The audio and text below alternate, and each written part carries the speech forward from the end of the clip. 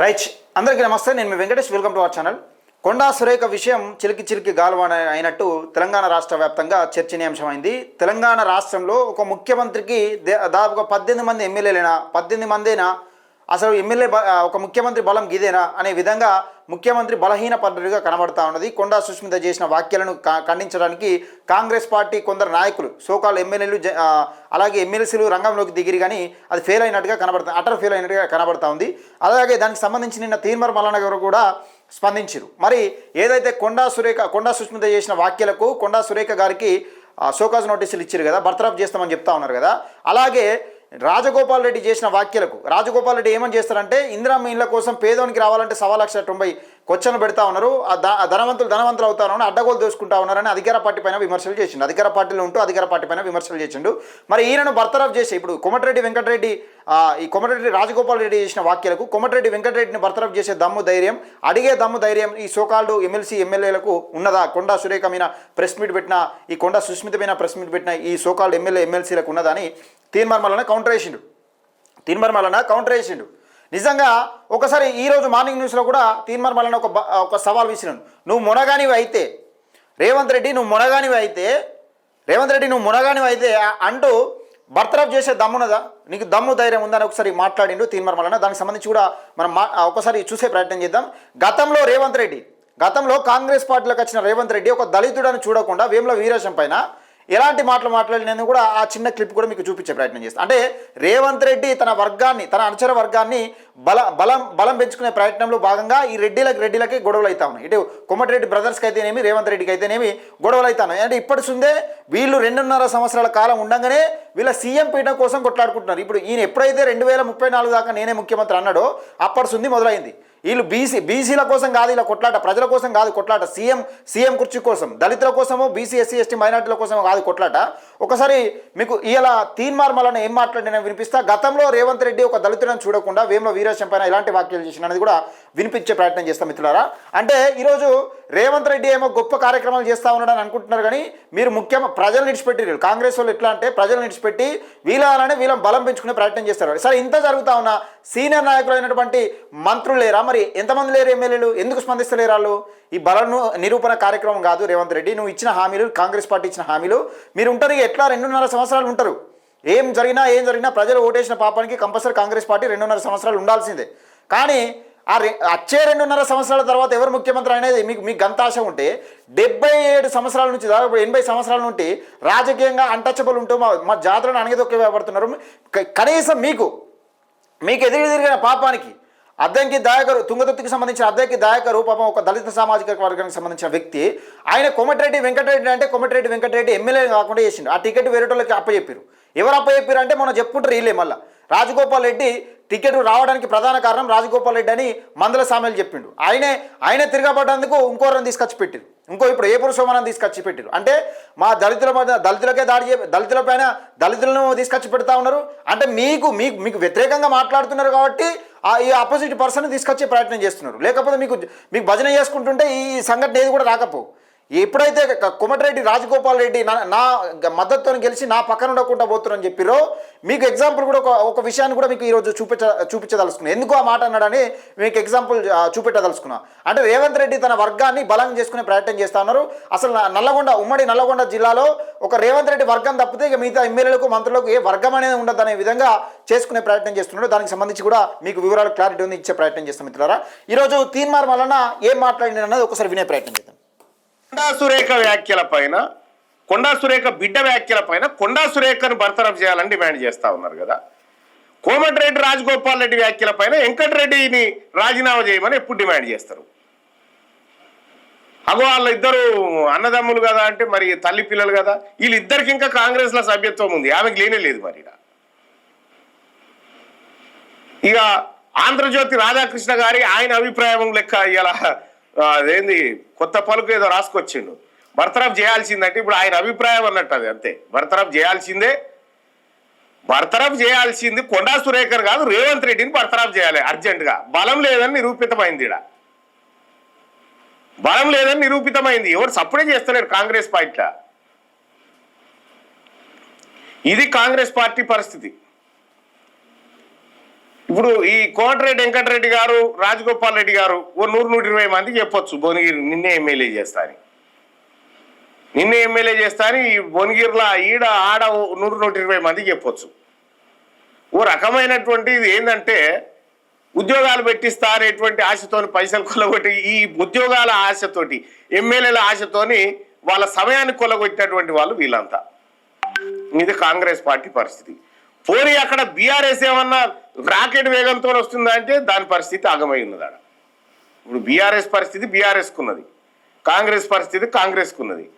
ఇంకా బీజేపీ ఏం చెప్తా ఉన్నదంటే ఫీజు రియంబర్స్మెంట్లు, స్కాలర్షిప్ల పైన బీజేపీ రాష్ట్ర అధ్యక్షుడు ఆయన ధర్నా నిర్వహిస్తాడని చెప్పి చెప్తా ఉన్నారు. నేను అడుగుతా ఉన్నా, ఇదే రామచంద్రరావు గారిని అడుగుతా ఉన్నా, కేంద్ర ప్రభుత్వం తీసుకొచ్చినటువంటి రైట్ టు ఎడ్యుకేషన్ యాక్ట్ 2009ను తెలంగాణలో ఎందుకు ఇంప్లిమెంట్ చేస్తలేదు ఈ రాష్ట్ర ప్రభుత్వం? అడిగిన వైపు మీరు ఎడ్యుకేషన్ పాలసీ 2020 తీసుకొచ్చి అదన్నా ఇంప్లిమెంట్ చేయమని అడిగినావా? కేంద్రం నుంచి రావాల్సినటువంటి యూనివర్సిటీ గ్రాంట్స్ విషయంలో ఎందుకు అలసత్వం వహిస్తా ఉంది కేంద్ర ప్రభుత్వం? రీసెర్చ్ ఫండ్ని ఎందుకు తగ్గించేసి ఎత్తేసిందో దీనిపైన చెప్పాలి కదా రామచంద్రరావు గారు. ఈ ఏమీ లేవు, ఏదో ఇక మేము పొరపాటును రాజకీయంగా పుట్టినాం కాబట్టి రాజకీయాలు చేసుకొని బతుకుతాం అనేటువంటి కార్యక్రమం ఇది. అట్లా కాదు. ఇంకా రెండో విషయం, ముఖ్యమంత్రి రేవంత్ రెడ్డి గారు ఆక్స్ఫర్డ్ యూనివర్సిటీ పోయిను. ఆక్స్ఫర్డ్ యూనివర్సిటీ పోయి ఆక్స్ఫర్డ్ యూనివర్సిటీ సందర్శించి వాళ్ళని ఇక్కడికి రమ్మని చెప్తా ఉన్నాడు. ముఖ్యమంత్రి గారు తెలంగాణ రాష్ట్రంలో ఉస్మానియా యూనివర్సిటీకి 1000 కోట్లను ప్రకటించడం, ఏకాన పైసేయలే, జీవో జారీ చేసిన కథం.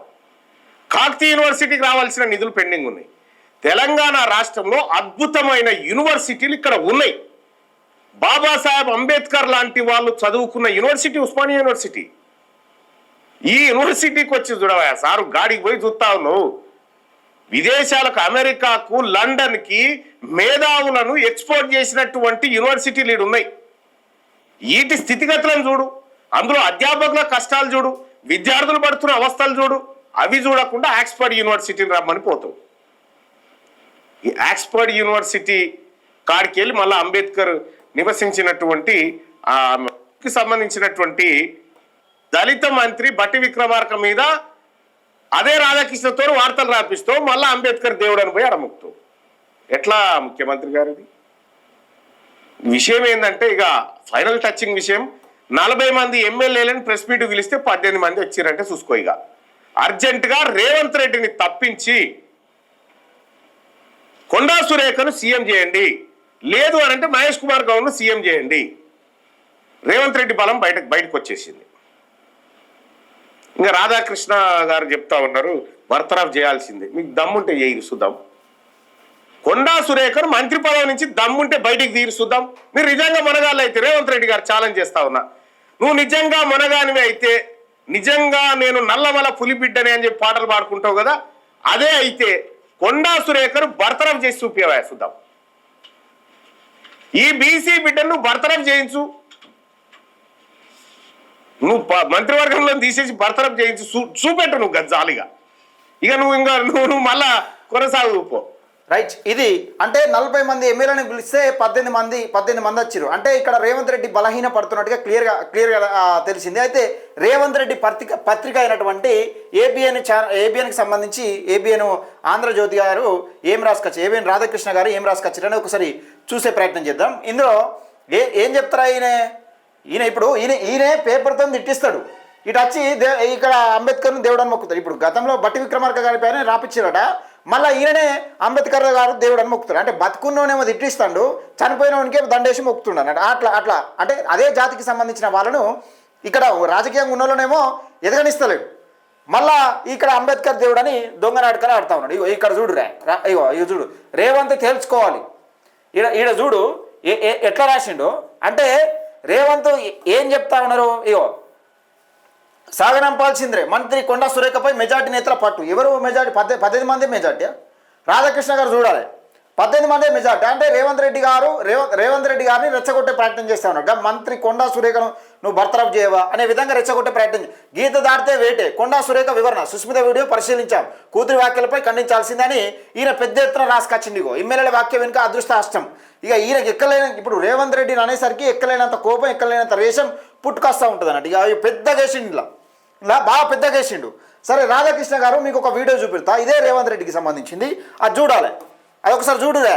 ఒక దళితుని పట్టుకొని ముఖ్యమంత్రి రేవంత్ రెడ్డి గతంలో ఏం మాట్లాడినా అనేది ఒక వీడియో చూడాలని. ఒక వీడియో నేను చూపిస్తా. ఇగో, వేముల వీరేశాన్ని నల్గొండ క్లాక్ టవర్ దగ్గర పట్టలి పరిసి పిర్రల్ వాళ్ళ దగ్గర కొట్టే